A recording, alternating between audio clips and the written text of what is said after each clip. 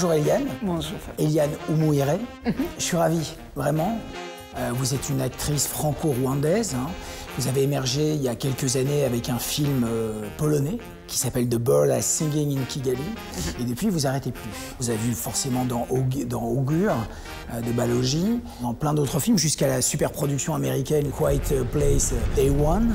J'aimerais savoir, Eliane, comment vous est venu le goût, en fait, du cinéma et du théâtre? C'est venu par la soif que j'avais d'histoire. J'aimais beaucoup les histoires. Durant les vacances, je lisais des manuels scolaires où il y avait des histoires.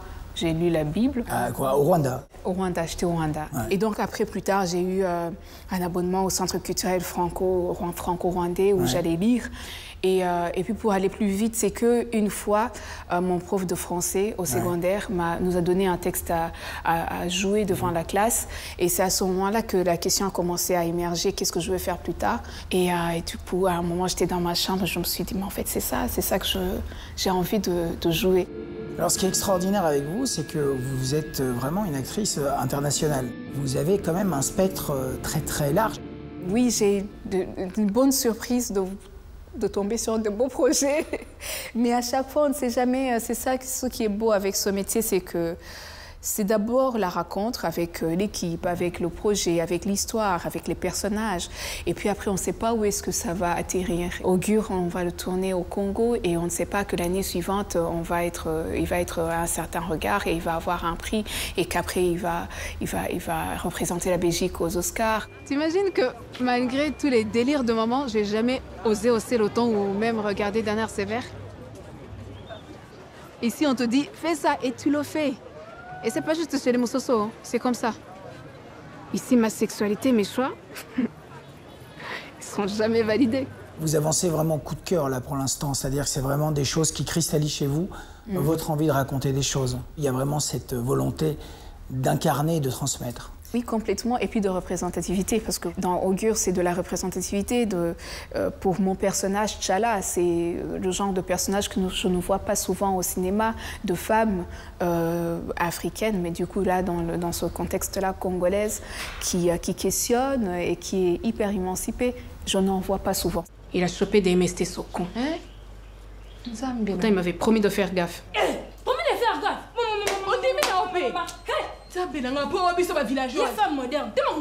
En fait, je devais juste me taire parce que là, vous ne comprenez rien du tout. Comment s'est passée la production du film? Je crois que vous avez très très peu de jours de tournage, que ça s'est tourné dans des conditions qui étaient assez rocambolesques. On a tourné 23 jours. Pour un film aussi immense, c'est rien du tout. Donc c'était vraiment la course. Pouvoir sortir un film pareil dans des conditions de tournage de Kinshasa, c'est un exploit incroyable. Dans les rues de Kinshasa. Hein. Oui, complètement. Il n'y a aucune scène qui est volée. C'est ce qui est inconcevable.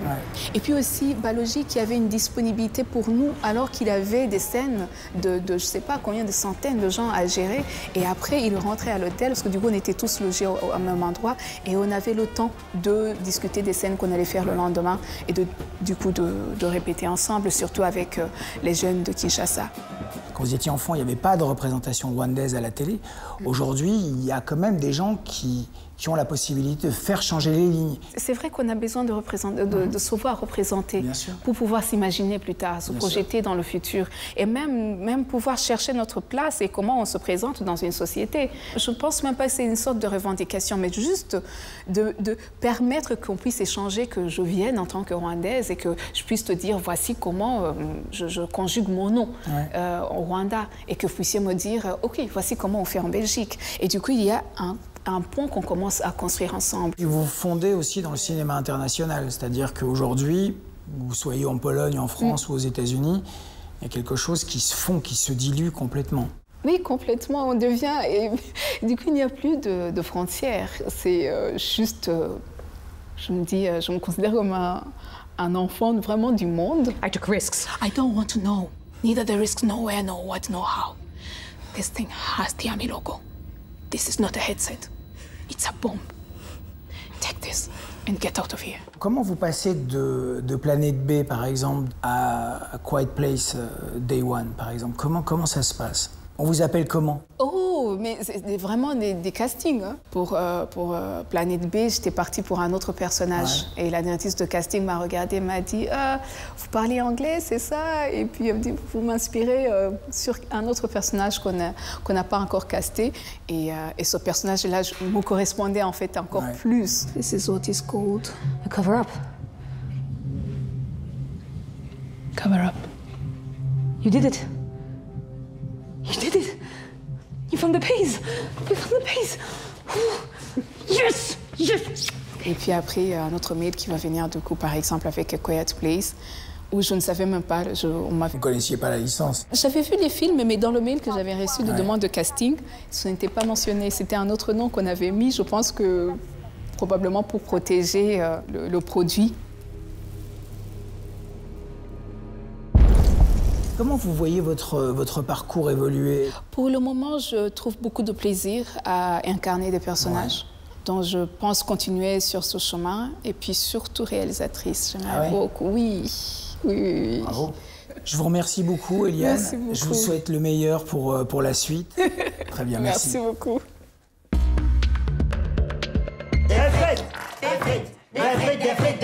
Paris, Cusco, Londres, New York. Tout le monde cherche sa voix cette semaine dans les salles. Lyrique, épique, comique ou dramatique, les destins s'y croisent mais ne se ressemblent pas. These are yours, yes? Yes. All of them? Yes. Tell me, why is an accomplished foreign architect shoveling coal here in Philadelphia? I'm afraid it is not so simple. There was a war on, and yet many of the sites of my projects had survived. My buildings were devised to endure such erosion of shoreline. Après avoir décroché 3 Golden Globes et 1 Lion d'argent à Venise, The Brutalist s'affiche à présent comme le favori de la course aux Oscars. Une épopée grandiose qui retrace le rêve américain d'un architecte hongrois rescapé des camps nazis à l'issue de la Seconde Guerre mondiale.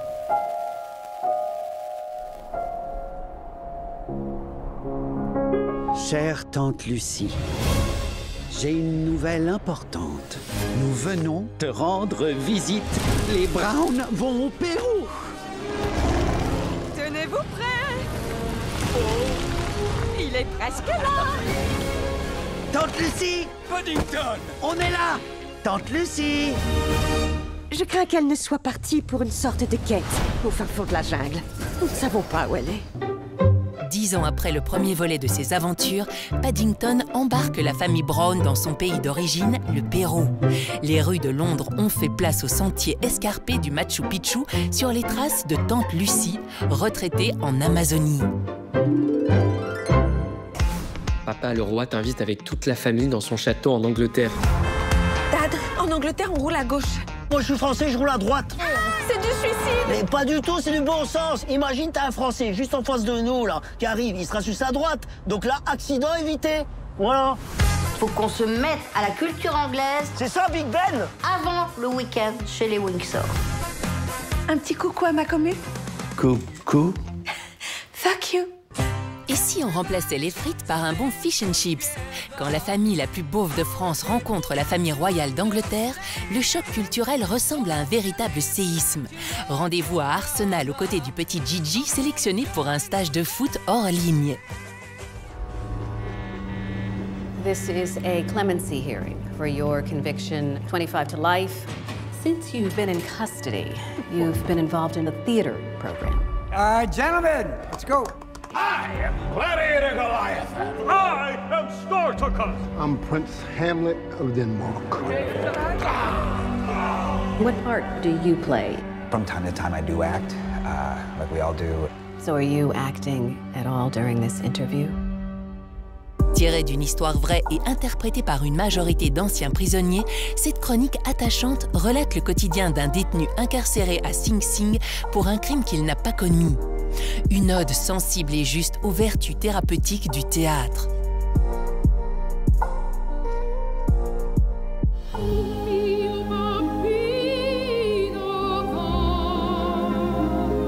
Tell me how it felt to be on stage. An exaltation, an intoxication. I thought the stage itself would burn. Sometimes this thing happens, the thing that's happening right now. There's a point where self-confidence becomes a kind of insanity. Présenté en avant-première mondiale à la Mostra de Venise, ce biopic retrace avec sensibilité les derniers moments à Paris de la plus grande chanteuse d'opéra de tous les temps, Maria Callas. L'occasion pour Angelina Jolie de prouver une fois encore toute l'étendue de son talent. À la semaine prochaine!